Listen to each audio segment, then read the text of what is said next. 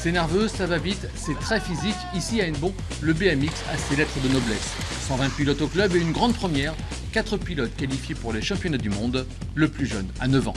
Faut bien aimer la piste, beaucoup s'entraîner et être concentré.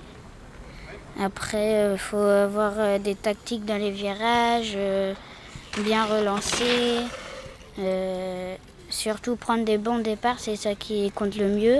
Et cette année, les places ont été chères. Le championnat se déroule aux Pays-Bas et tous les pilotes français voulaient en découdre face aux meilleurs mondiaux.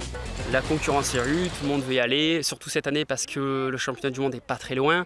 Il est à Rotterdam, donc financièrement c'est plus facile d'y aller. Et donc forcément les pilotes vont vraiment s'inscrire à toutes les courses pour essayer de se qualifier. Des qualifications qui ne doivent d'ailleurs rien au hasard, même pour les habitués des grands rendez-vous internationaux. Il y a une grosse préparation derrière tout ça, à savoir que là pour le championnat du monde, moi je m'entraîne déjà depuis septembre l'année dernière.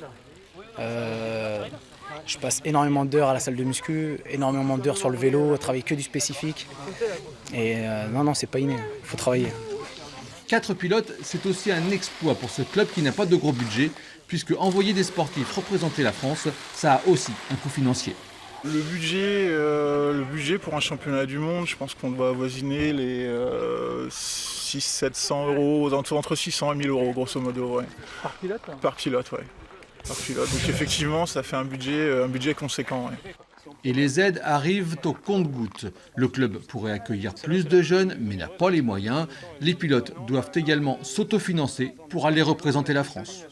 Un exemple, les 4 personnes qui vont au championnat du monde s'autofinancent. Même le maillot qu'ils vont porter pour le maillot d'équipe de France, c'est nous qui le payons, c'est le club qui le paye. Nous n'avons aucune aide de la Fédération française pour aller dans ces compétitions. On s'autofinance. Début des courses le 23 juillet, il y aura peut-être bientôt un Gwenadu qui flottera au pays des tulipes.